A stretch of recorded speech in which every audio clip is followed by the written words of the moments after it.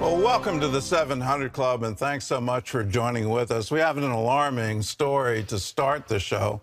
A hostile foreign power in control of one of the most popular apps in America. The dangers of TikTok, an app found on millions of phones across the nation, dominated a Senate hearing on global security. Well, TikTok is owned by the Chinese company ByteDance, and the concern is that China's government could gain access to user data and send a steady stream of disinformation aimed at dividing Americans against each other. White House correspondent Abigail Robertson has more. One thing gaining bipartisan support in Washington right now, banning the incredibly popular Chinese-owned app called TikTok. In a hearing before the Senate Intelligence Committee, top security officials testified as to why Chinese apps and software pose a growing national security threat. This is not about TikTok. This is about any app, any electronics that are coming from China. FBI Director Christopher Wray says TikTok screams out with national security concerns, explaining he believes the Chinese government could use it to drive narratives and divide Americans against each other. Could they use TikTok to control data on millions of users? Yes. Could they use it to control the software on millions of devices given the opportunity to do so? Yes. Another hot topic is why the Intelligence Committee is divided on the origins of COVID-19. Basically, there's a broad consensus in the intelligence community that the outbreak is not the result of a bioweapon or genetic engineering. What there isn't a consensus on is whether or not it's a lab leak, essentially as Director Wray indicated, or natural exposure to an infected animal. Senator Susan Collins claims China's actions to hinder the investigation into the origin of the virus are not the actions of an innocent party. I just don't understand why you continue to maintain on behalf of the intelligence community that these are two equally plausible explanations.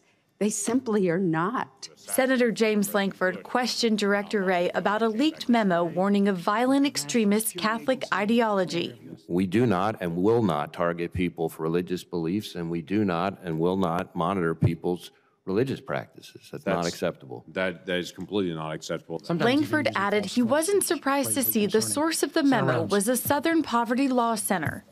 But for whatever reason, the FBI continues to be able to count on them for who's the listing of a hate group. They have a long history of having anti-Christian bias. Author Gordon Chang spoke with CBN News' Faith Nation about the growing tension between the U.S. and China and why he believes a war is coming to American soil. We have a lot of Chinese-made devices in our country, like the drones.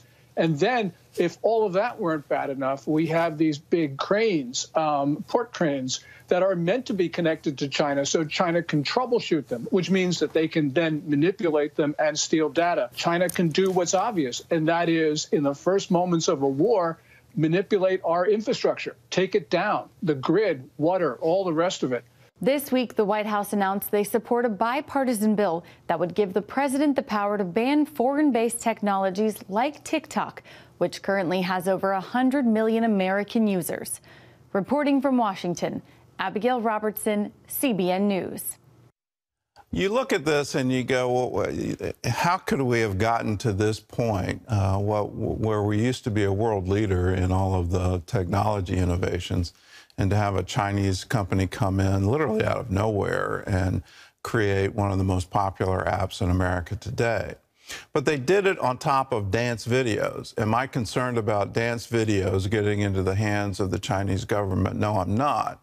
But I am concerned about what other information that app could be gathering while it's on your phone. Most users don't know the surveillance they're actually under, that if you allow the app to have your location, or you have the app look at your emails or your photos or any of these other things, that there's a whole treasure trove of information, and literally you become the product. That's why it's free. They're monetizing you, and they're monetizing your behavior and then selling that behavior to advertisers. If they're also exchanging that information with their government, who is somehow plotting to become the supreme power of the world, well, then you've got other problems. And should we be concerned about that? I would say absolutely. President Trump tried to get them to divest the American portion of their viewer base, their app users. That didn't go through. It probably should have, because if an American company owns it, then the Chinese government has no right to the data. But these are just the beginnings of, are we really looking at technology? Are we examining it from the standpoint, is this helping democracy or is this hurting? Is this encouraging free speech or not? Are these platforms, in essence, public utilities? Should they be regulated? I think the answer to all of the above is yes, but our legislative process seems to be so slow that we're not going to get to solutions anytime soon. Well, in other news, while the Senate discussed disagreements between the U.S. intelligence agencies over the origins of COVID, the House held hearings investigating the lab leak theory. John Jessup has more on that story from our CBN News Bureau in Washington. John? Thanks, Gordon. Lawmakers put the possibility of a lab leak under the microscope yesterday, debating the origins of the global pandemic in a House hearing that highlighted the continuing divide. COVID-19 more likely was the result of an accidental lab leak than a result of a natural spillover event. There is no smoking gun proving a laboratory origin hypothesis, but the growing body of circumstantial evidence suggests a gun that is, at very least, warm to the touch. Redfield, the former Trump CDC director, also testified that he was excluded from meetings with Dr. Anthony Fauci and others because he believed the lab leak theory should be investigated. It was told to me that they wanted a single narrative and that I obviously had a different point of view. Just last week, the Department of Energy concluded the coronavirus stemmed from a lab accident, though noted low confidence in that conclusion. FBI Director Christopher Wray also confirmed his agency thinks the pandemic was most likely caused by a lab leak. Well, the Justice Department issued a scathing report on the Louisville police. It comes after a 2-year probe launched in the wake of the botched raid that resulted in the death of Breonna Taylor.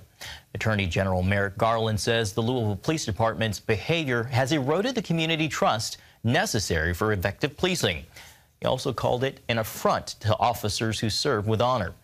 The report accuses the LMPD of using excessive force, including wrongful use of police tasers and dogs, as well as illegal searches, the use of no-knock warrants, and an aggressive style of policing, especially against Black Americans. Some officers have demonstrated disrespect for the people they are sworn to protect. Some have videotaped themselves throwing drinks at pedestrians from their cars, insulted people with disabilities, and called Black people monkeys, animal, and boy. The report comes months after 4 former officers were indicted in connection to Taylor's death. The department is also investigating the Memphis Police Department after 5 officers were charged with murder and the beating death of Tyree Nichols, another suspect who was in custody. Well, turning now to health news, obesity and diabetes are on the rise among young adults in America. That's according to a new study by the Journal of the American Medical Association. In a study of people aged 20 to 44, diabetes increased from 3% to just over 4% between 2009 and 2020. Obesity rates for that age group jumped from 33% to about 41%. The study notes that obesity and diabetes are factors that affect rates of heart attack and stroke. Well, cutting back on unhealthy eating can not only increase your lifespan, it can also benefit your spiritual life. Just one of the reasons why millions of Christians are observing the season of Lent. The 40-day period leading up to Easter is a time of turning attention from the pleasures of this world and focusing on spiritual growth. CBN's Billy Hallowell explores creative ways to fast, pray, and seek the Lord during this important season. For millions of faithful, Lent is a time for prayer, repentance, and fasting.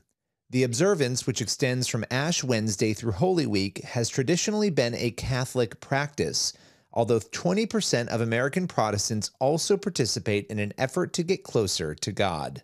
Christians traditionally try to focus on Christ's death and resurrection and ways that we can kind of prepare our hearts for the coming Easter season. And many Christians celebrate in all sorts of different ways.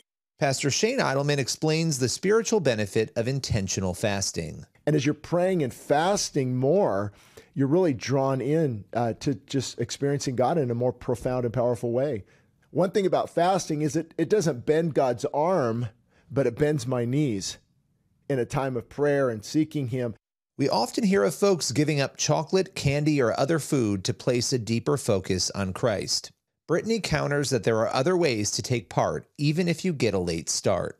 While I do love the structure of Lent, everybody going through it together, it is never too late to start a spiritual discipline, whether that is giving something up or adding something in. If you are thinking right now, I should have given this thing up, or I should have started this new practice. I've been meaning to read my Bible more. I've been meaning to spend more time in prayer. There's no time like the present. You can start today. While Lent is typically focused on abstaining from something, Brittany sometimes seeks to add to her routine, such as opting for more intentional quiet time or small acts of sacrifice for others. Even unique ideas like taking a farther away parking space. Maybe you're just going to give that little sacrifice so that somebody else can have a special space. Maybe you're going to pay for the person in front of you. There's all kinds of things you can do. Pastor Eidelman believes fasting, regardless of the time of the year, is a biblical practice that can offer a spiritual recharge and a deeper relationship with the Almighty. It's powerful when your heart's right. You walk into this season where you've repented. Your self-discipline, I don't think it should be a period of 6 weeks of self-discipline and then give up and go back to our old habits. This is a time to really instill some good habits into our life. Though we're already in the middle of Lent, it's never too late to dive in. After all, the biblical benefits of fasting can clearly be gleaned at any time of the year. Consider praying, seeking the Lord, and following His cues on how to proceed. This is Billy Hollowell for CBN News. Some really good advice there. Gordon, back to you. My mother would give up sweets every single Lent, and that's something that I learned from her going along. My father hated sweets. He didn't want any sugar in the house at all. Mom had a real weakness for spice drops and jelly beans. But every Lent, she'd give all of that up. It's a good lesson for all of us, and it's a good lesson from my father as well. Why not give up sweets altogether and just make that a permanent part of your lifestyle, that you don't want the inflammation from sugar? Here's the deal, though. If you just view it as a 40-day thing, are you doing it unto the Lord or not? For fasting, it needs to be unto the Lord. For your own well-being, let it be a lifestyle for you, and let the 40 days be the beginning of a whole new you.